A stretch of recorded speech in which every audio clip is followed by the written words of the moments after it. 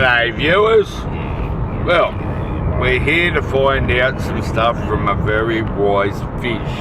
So I'm going to hand you over to Mr. Cray, who's going to tell a wee little story about where trees come from.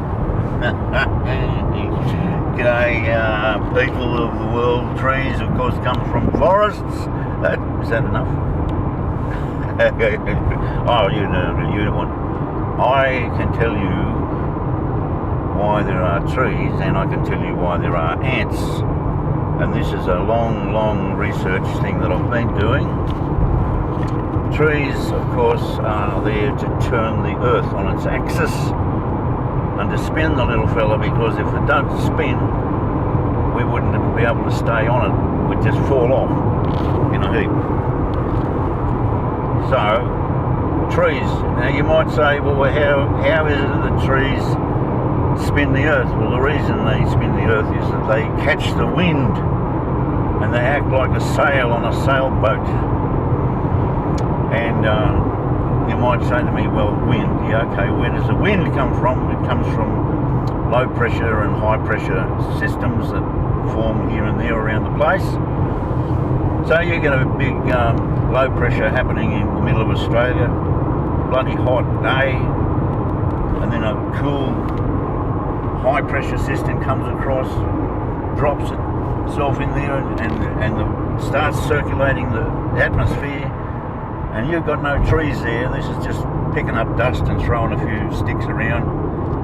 But trees were invented, and when you get the wind hitting the trees, whoosh, the planet starts to turn. And this has now been going on for many hundreds of years, probably 300 to 400 years at least. And there's different sorts of trees for different conditions. They're acclimatised to the local area. For example, here where we are today, we're in the middle of the Wollongbilly Brook Forest with the overtaking giants. And you can notice the trees have got furry leaves. They're called fir trees, because some of the wind has to be let go. Because if that fir tree catches too much wind, the earth will spin too fast. Or a part of the earth will spin too fast and detach itself, which is how I think the moon got to be where it is. So you've got big trees, you've got small trees, you've got trees that mostly don't grow on top of a mountain. Well, if you've got a mountain, you don't need a tree, because the mountain itself acts as the sail. But coming back to trees, because it's got to be finely tuned.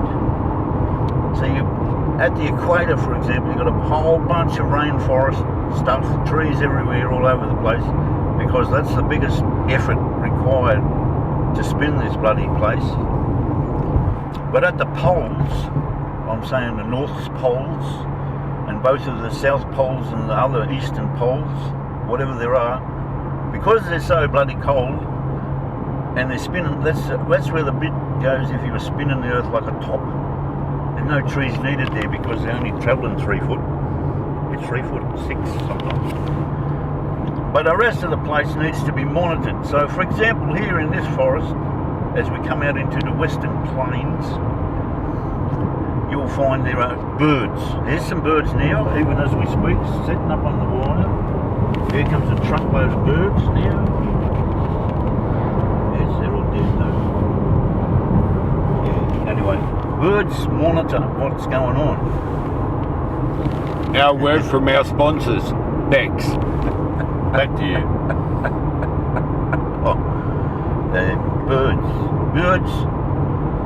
Birds monitor what goes on. So you've got high-flying birds which don't actually fly, but they glide. That's the eagles and stuff. They just stick their wings out and they're up where the top part of the action is, and they just have a look around and report back. Yeah, it's going well, over. Down the bottom you've got your flapping birds, but they've got to deal with the atmosphere moving a bit harder for them. So you've got pigeons, you've got sparrows and that sort of stuff. They import sparrows. They took a whole bunch of sparrows out of England and chucked them into Australia because they needed a bit of work done in the rotational system. On the ground, where there's no real action, you've got the flightless birds. These are birds without wings, like crows that have got their wings unclipped, or emus, or the Australian ostriches. And these run around on the ground and they do their reporting and their monitoring.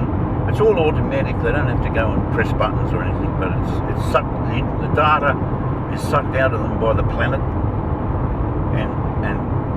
and so things are finally adjusted to spin the Earth. So then you might ask me, you might say, right, Cray, that sounds reasonable to me.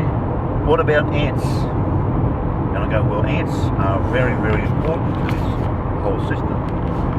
Ants live in the ground, in the planet, and they are able to dig right down, sometimes tens of thousands of inches, and they will see what's happening to the top layers of the planet, because if the trees root too strong and there's a strong wind, it might detach part of the planet's surface. So the ants go down and they have a look and they say, righto, this looks good. They have little monitoring posts called taps. And when I was a boy, I used to switch the tap on and I'd pour the water down into the ant's nest, and they would come up and say, thank you very much. And they would go back down again. And we had this deal, this arrangement locally, and I didn't realise how important it was. We got to keep those taps happening and fill the holes of the ants up. Get out of the way, bird, go over there. Because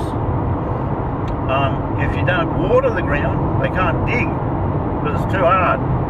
So we've got to water the ground. Wherever you see a tap, you switch it on and water the ground, and the ants will come along and be able to dig it better. Sometimes they get help from bigger ants known as wombat ants.